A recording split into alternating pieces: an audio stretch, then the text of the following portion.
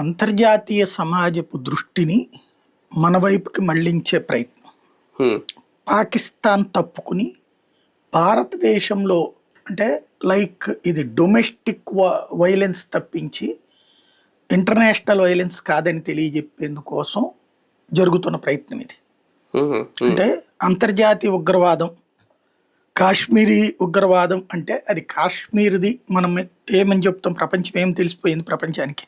కాశ్మీర్లో ఏ ఇన్సిడెంట్ జరిగినా దాని వెనకాల జైషే మహమ్మద్, లష్కర్ తోయిబా, హిజ్బుల్ ముజాహిదీన్ పాకిస్తాన్లో ఆపరేటివ్స్ ఉంటారు. వాళ్ళు ఇక్కడికి పంపించి మనుషుల్ని అరాచకం చేస్తారు అన్నది మొదటి దశ అయిపోయింది. దాన్ని వేటాడుతుంది. దాంట్లో ఒక కొత్త సంకేతం కూడా ఇచ్చింది మోడీ సర్కార్. దాన్ని మేము వార్ కింద ఫీల్ అవుతాం, యుద్ధానికి యుద్ధమే సమాధానం అన్నటువంటి. పహల్గామ్ ఇన్సిడెంట్ తో ఆపరేషన్ సింధూర్ అన్నది ఫైనల్ స్టేజ్ అది. కాబట్టి ఇక మళ్ళీ అటు నుంచి ఏదన్నా చర్యలకు పాల్పడితే అదే ఎదుర్కొంటది. పాకిస్తాన్లోకి వెళ్ళి మరి కొట్టొస్తాం. కాబట్టి ఇప్పుడు అలా చేస్తే అటు పాకిస్తాన్ తట్టుకోగలదా అంటే మొన్న మనం కొట్టిన దెబ్బ కోలుకోవడానికి ఇంకా చాలా కాలం పడుతుంది అది. ఎందుకంటే వాళ్ళకి సంబంధించినటువంటి అణ్వస్త్ర స్థావరాలు ఏవైతే ఉంటే వాటికి కొట్టాము, అది మూతులు మూసుకుపోయినాయి.